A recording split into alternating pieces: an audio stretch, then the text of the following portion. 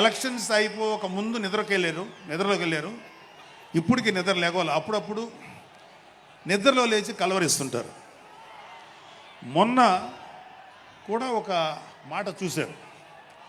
కళ్ళు మూసి తెరిచేలోగా 9 నెలలు అయిపోయినాయి, ఇంకెంత, ఇంకాసారి కళ్ళు మూసి తెరిచేలోపుగా 5 ఏళ్ళు అయిపోతాయి, ఆ తర్వాత అధికారం మాదే అని ఆయన మాట్లాడుతుంటే అంతకన్నా ఏ హాస్యగాడు కూడా అంత అద్భుతంగా చేయలేడు. అంత అద్భుతంగా హాస్యం చూపిస్తున్నారు ఆయన.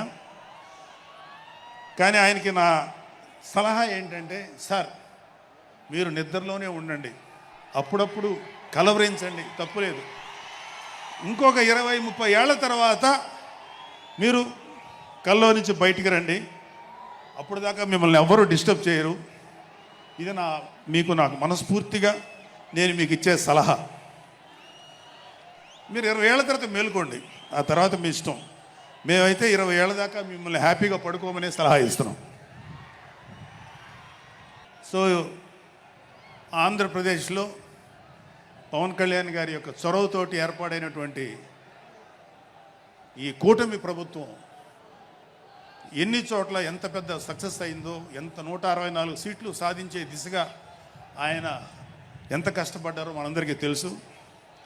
అయితే మా అదృష్టం ఏంటంటే ఇక్కడ పిఠాపురంలో జరుగుతుంది కాబట్టి పిఠాపురంలో ఎలక్షన్స్ ఎలా జరిగినాయో ఒక 2 మాటలు చెప్పకపోతే, నేను పిఠాపురంలో పనిచేసి పిఠాపురం అభిమానుల యొక్క అభిమానాన్ని చూరుకున్న పవన్ కళ్యాణ్ గారికి, అలాగే పిఠాపురం యొక్క జనసైనికులకి, పౌరులకి నేను కృతజ్ఞత చూపించినట్టు అవుతుంది. సో వాళ్ళ కోసం ఈ 2 మాటలు మాట్లాడుతున్నాం. సో పవన్ కళ్యాణ్ గారు పిఠాపురంలో మమ్మల్ని పనిచేయమన్నారు. అంటే నన్ను, మా ఫ్రెండ్ అజయ్ గారిని, అలాగే మర్రెడ్డి గారిని, రత్నం గారిని, శంకర్ గౌడు, మహేంద్ర, పంచకర్ల సందీపు, ఇలా మాకందరికీ పిఠాపురంలో పనిచేసే అవకాశం ఇచ్చారు. మేము పని మొదలెట్టిన తర్వాత మాకు అర్థమైంది ఏంటంటే, పవన్ కళ్యాణ్ గారికి ఆల్రెడీ ఇక్కడ విజయం ఖరారైంది. మనం ఓన్లీ పని చేస్తున్నట్టుగా ఉండడమే తప్ప మనం కొత్తగా చేయాల్సిన పని ఏమీ లేదు అని చెప్పి నాకు అర్థమైంది.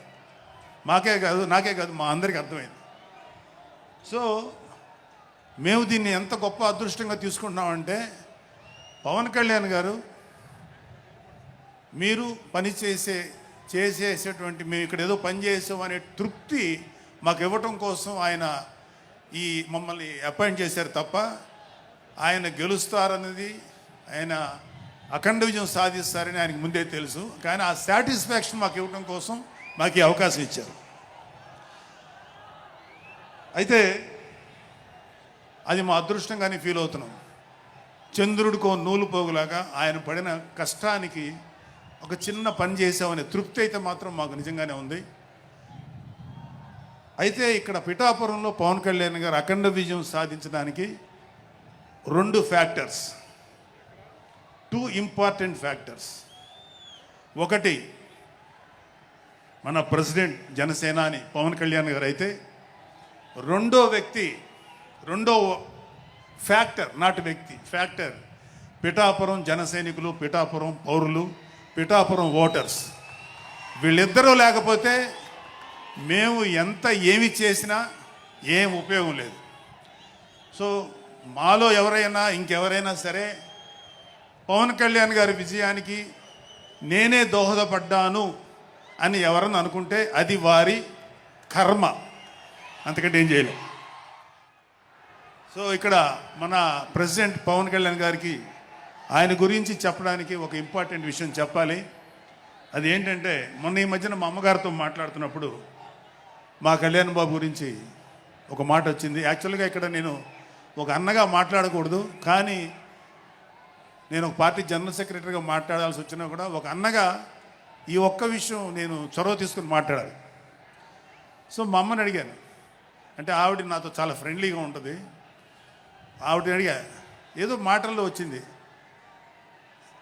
అమ్మ మమ్మల్ని, అంటే ఏ తల్లి అయినా, ఒక ఆడతల్లి, ఒక స్త్రీమూర్తి బిడ్డను కనేటప్పుడు చాలా నొప్పులు పడుతుంది, అదొక పునర్జన్మ అంటారు.